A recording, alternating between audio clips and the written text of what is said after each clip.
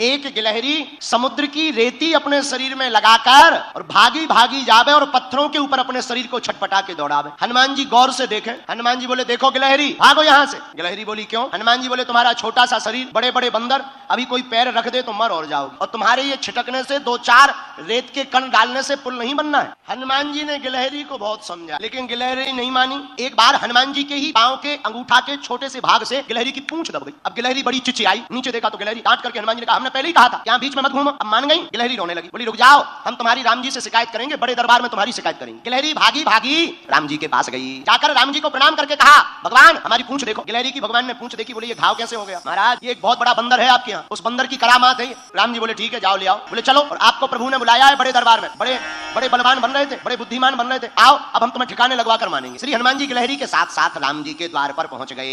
राम जी को प्रणाम किया, पर हनुमान जी ने गिलहरी से पूछा एक बात बताओ, तुम्हारे रेत के कण डालने से समुद्र का पुल बनना नहीं है, फिर भी तुम इतनी परेशान क्यों हो रही? राम जी बोले बात तो सही है, बताओ गिलहरी। गिलहरी हाथ दोनों जोड़कर बोली राम जी हमें पता है कि हमारे कारण से पुल नहीं बनना है, लेकिन इन बंदरों ने आपकी इस सेना ने बड़े बड़े पत्थर ला करके पुल बना दिया। राम जी बड़े बड़े पत्थर लगे हैं, आपके चरण बड़े कोमल हैं, पत्थर हैं उबड़ खाबड़, रखोगे कहीं चोट लग जाए, आपके चरणों से खून बहने लगे, तो ये बनते तो बड़े बुद्धिमान है तुम्हारे हनुमान जी, पर इन्हें ज्ञान एक रत्ती का नहीं। हम छोटे जरूर हैं पर हमें ज्ञान ठीक ठाक। राम जी बोले क्या ज्ञान है? बोले ये तुम्हारे बड़े बड़े बंदर बड़ी बड़ी सिलाएं लगा रहे, पर आपके चरण बड़े कोमल हैं, आप चलोगे तो कहीं पत्थर लग जाएगा, तो हम रेती जाकर के रेती उन पत्थरों की दरार में भरते हैं ताकि आपके चरणों में कोई चोट ना लग जाए। हनुमान जी को सुनकर आंखों से आंसू आ गए। अरे धन्य हो गिलहरी, आप धन्य हो, आपका भाव धन्य है। राम जी ने गिलहरी को अपनी हाथ में लिया, पूंछ के ऊपर हाथ रखा तो जो उसका दुख था, करुणावान करुणा निधान श्री रघुनाथ जी के हाथ रखते ही उस पूंछ का घाव ठीक हो गया और गिलहरी प्रसन्न हो गई। राम जी अपनी 3 अंगुलियां गिलहरी के ऊपर फिराए। जब राम जी ने अपनी 3 अंगुलियां गिलहरी के ऊपर फिराई, वही 3 अंगुल के निशान आज भी गिलहरी के ऊपर है।